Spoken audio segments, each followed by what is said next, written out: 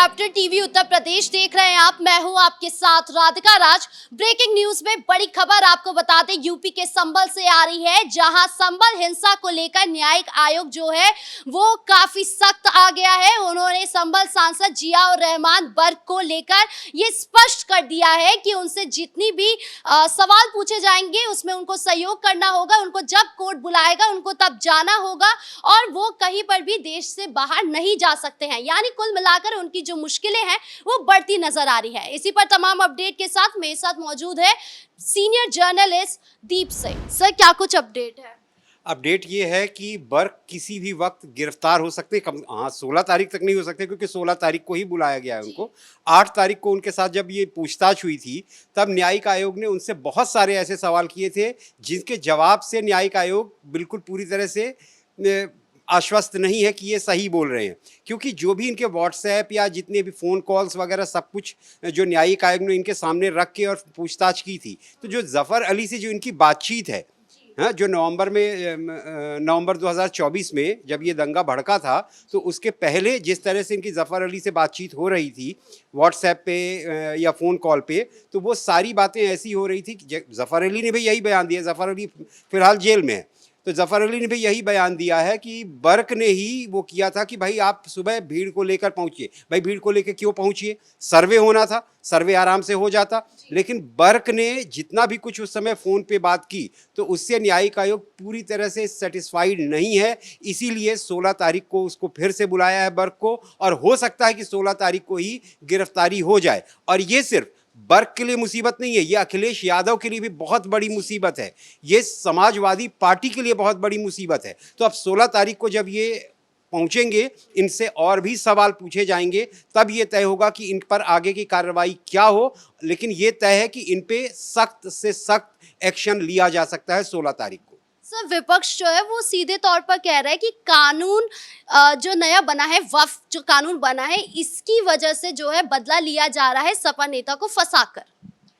देखिए, ऐसा कुछ भी नहीं हो रहा है कि किसी से कोई बदला लेने के लिए वक्फ कानून। भाई प्रधानमंत्री मोदी ने आज कह दिया है, हाँ, कि अगर वक्फ की जितनी ज़मीनें हैं, जितना मतलब मुसलमान समुदाय जो है वो इतना अमीर है, इतनी मिल्कियत है उनके पास कि अगर उसका सही ढंग से प्रयोग किया जाता, सही ढंग से फ़ायदा पहुंचाया जाता गरीब मुसलमानों को, हाँ, तो मुसलमान जो युवा हैं वो पंक्चर न बना रहे होते।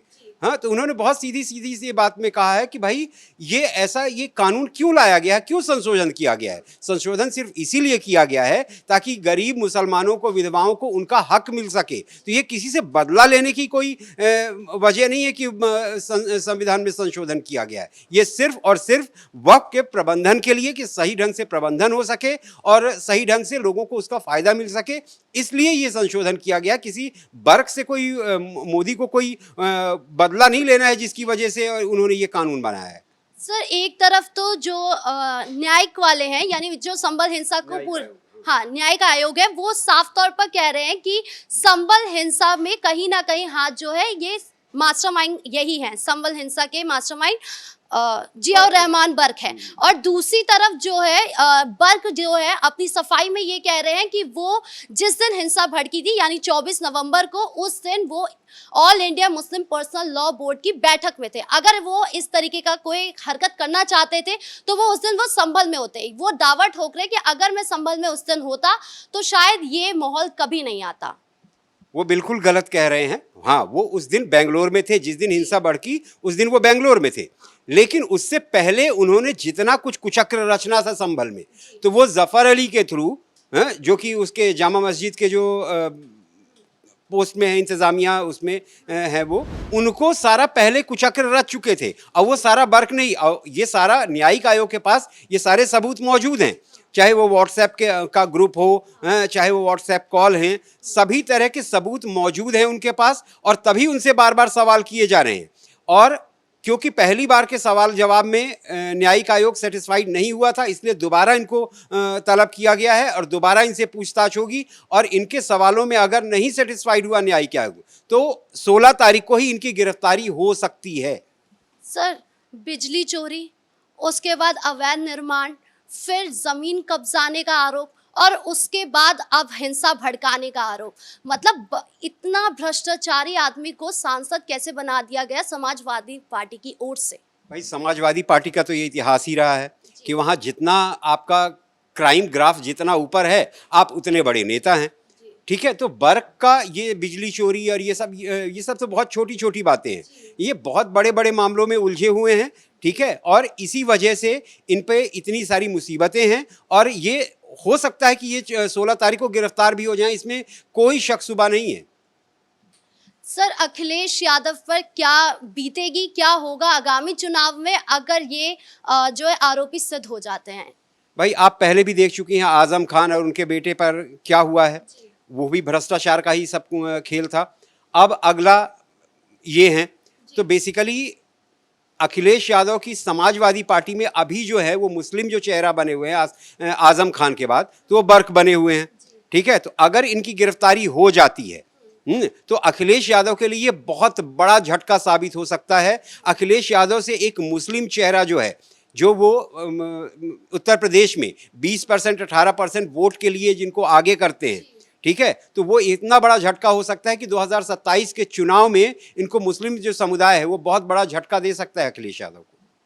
तो मतलब आगामी चुनाव में जो है उनका वोट बैंक जो है वो सीधे तौर पर दावे पे लगा हुआ है। मतलब बिल्कुल दावे पे लगा हुआ है। अब भाई जनता पूछेगी ना, मुसलमान समुदाय पूछेगा कि अगर आप एक नेता की सुरक्षा नहीं कर सकते, अगर, तो भाई हमारी सुरक्षा क्या करेंगे, आपको हम किस उस पे वोट दें। तो ये चीज़ें हो सकती हैं। बस 16 तारीख का इंतज़ार कीजिए। 16 तारीख को मुझे ऐसा लगता है कि न्यायिक आयोग के आदेश पे इनको गिरफ्तार कर लिया जाएगा। गिरफ्तारी होने पक्की हो गई है अब? मुझे लगता है कि पक्की हो गई है, क्योंकि जिस तरह के सबूत हैं न्यायिक आयोग के पास, तो वो एकदम तय कर रहे हैं कि बर्क गिरफ्तार हो सकते हैं। सर, मुस्लिम समुदाय जो है वो साफ तौर पर कह रहा है कि क्या कहते हैं, मुझे टारगेट करने के लिए ये चीज़ें की जा रही है। पहले जो है होली और नमाज को लेकर हुआ, उसके बाद वक्त को लेकर भी हुआ, नमाज की वक्त को लेकर, उसके बाद ईद पर सड़कों पे नमाज नहीं पढ़ी जाएगी, उसके बाद हमारे सांसद को जो है उनको घेरा जा रहा है। तो यानी कहीं ना कहीं मुस्लिम समुदाय को टारगेट करने के लिए भाजपा सरकार इस तरीके की रणनीति बना रही है। ऐसा बिल्कुल भी नहीं है भाई। मुख्यमंत्री योगी का क्या कहना है? मुख्यमंत्री योगी का कहना है कि भाई आप नमाज पढ़ रहे हैं, आप चाहे हिंदू हो चाहे मुसलमान हो, अगर हिंदू अगर पूजा कर रहे हैं तो घर में बैठ के पूजा करें, मुस्लिम अगर अपना नमाज अदा कर रहे हैं तो मस्जिद में नमाज अदा करें। क्योंकि होता क्या है कि पूरे जिस जगह पे भी ये नमाज पढ़ते हैं, अगर सड़क को ब्लॉक कर दिया तो पूरी तरह से एकदम व्यवस्था जो है वो ठप पड़ जाती है। तो वो किसी से बदला लेने की बात नहीं है भाई। आप धर्मनिरपेक्ष देश में रहते हैं, आप अपना धर्म पालन कर सकते हैं, तो इसमें कोई समस्या नहीं है। योगी किसी से बदला नहीं लेते। हाँ, वो एक स्टेट के, जो देश का एक बहुत बड़ा स्टेट है, उसके मुख्यमंत्री हैं, तो वो अपने सूबे की जो कानून व्यवस्था है उसको लागू करने के लिए सब कुछ करेंगे। और वो लेकिन कल सवाल उठा था कि हनुमान जयंती पर जो है घंटों तक जो है सड़कें जाम रही थी जब जुलूस निकला था, लेकिन जब नमाज पढ़ने की बात आती है कुछ घंटों के लिए, तब मोदी जी, योगी जी जो है ऐसे कानून ले आते हैं या ऐसे जो है निर्देश दे देते हैं कि आप सड़कों पर नहीं नमाज पढ़ सकते। ये भेदभाव क्यों? भाई आपने देखा होगा मुसलमानों का ताजिया निकलता है, उस पर कभी किसी ने सवाल उठाया? नहीं उठाया। तो ताजिया आप निकालिए, लेकिन आप हर दिन या हर जुम्मे को आप बैठ जाएंगे, पूरा शहर को एकदम जाम कर देंगे, ब्लॉक कर देंगे, तो वो तो ठीक बात नहीं है। भाई आपको अपनी पूजा करनी है, उपासना करना है, नमाज पढ़ना है, आप अपने घर पे पढ़िए, आप मस्जिद में जाके पढ़िए। इतनी बड़ी बड़ी मस्जिदें हैं आपके पास, जाके वहाँ पढ़िए। कोई ज़रूरी थोड़ी कि आप सड़क को ब्लॉक करें। तो इसलिए कोई बदला लेने की इसमें कोई भावना नहीं है कि भाई आप कीजिए अपने पूजा पाठ, अपना जो भी कुछ करना है कीजिए। कोई इसमें बदला लेने वाली कोई नीयत नहीं है मुख्यमंत्री योगी की। संभल का जो जुनैद दरगाह है उसको लेकर जो है अब विवाद शुरू हो गया है। उन्होंने कहा है, मुस्लिम समुदाय अब ये भी कह रहा है कि जो पहले हमारी मस्जिद पर नजर लगाई, अब उसके बाद हमारे दरगाह के पीछे पड़ गए हैं, अब इसको भी बुलडोजर चलवा कर गिरा के ही मानेंगे। अब देखिए उसमें कहानी क्या है कि एक जावेद नाम के व्यक्ति हैं, ठीक है, जिन्होंने मुख्यमंत्री योगी को चिट्ठी लिखी है कि फला फला व्यक्ति ने हमारी दरगाह पे कब्जा कर लिया है। ठीक है, फिर उसकी पूरी जांच पड़ताल होती है। जांच पड़ताल होती है तो जब उसका पेपर्स देखे जाते हैं, सब कुछ देखे जाते हैं, भाई उसने जिसने कब्जा किया उस पे दरगाह पे, तो उसने बोला कि ये वक्फ की ज़मीन है। तो जब उसकी जांच पड़ताल हुई तो उस जनेठा जो दरगाह है उस जगह को का कोई भी ऐसा प्रूफ नहीं मिल रहा है कि वो वक्फ की ज़मीन है। तो उसमें सिर्फ एक जो वहाँ का जो दरगाह का जो केयर टेकर है या जो भी दरगाह को चला रहे थे, उनकी शिकायत पे ये एक्शन लिया जा रहा है और प्रॉपर पेपर। अब अगर मान लीजिए कि आपने किसी भी जमीन पे ऐसे ही कब्जा कर लिया तो भाई सरकार उस पर दखल तो देगी। अगर सरकार के पास शिकायत आएगी तो सरकार दखल तो देगी। तो ऐसे ही जावेद की शिकायत पे जनेता दरगाह पे एक्शन लेने की तैयारी हो रही है और एक्शन लिया जाएगा। सर लेकिन मुस्लिम समुदाय साफ तौर पर कहते हैं कि मंदिरों को क्यों नहीं ढूंढते, सिर्फ मस्जिद को ही क्यों निशाने पे लेकर आते हैं? क्यों, बिल्कुल ऐसा भी होता है भाई। तमिलनाडु में 1500 साल पुराने मंदिर पे जब वक्फ के नाम पे कब्जा किया गया तो उस पे भी कार्रवाई हुई। या जिस भी मंदिर के लिए भी अगर कोई शिकायत आएगी तो भाई सरकार का काम है उस पर कार्रवाई करना, कार्रवाई होगी। हाँ, लेकिन शिकायत तो आए, अभी शिकायत तो जनेता दरगाह पे आई है तो उस पर कार्रवाई की जा रही है। इस मुद्दे पर तमाम अपडेट देने के लिए आपका बहुत बहुत शुक्रिया। अब देखना होगा कि संभल में जिस दिन 16 अप्रैल को सुनवाई में क्या कुछ होता है, क्या उस दिन संभल सांसद की गिरफ्तारी होती है या नहीं। आपको क्या लगता है कमेंट बॉक्स में जरूर बताएं। ब्रेकिंग न्यूज में इतना ही। कैमरा पर्सन कुणाल के साथ मैं राधिका राज।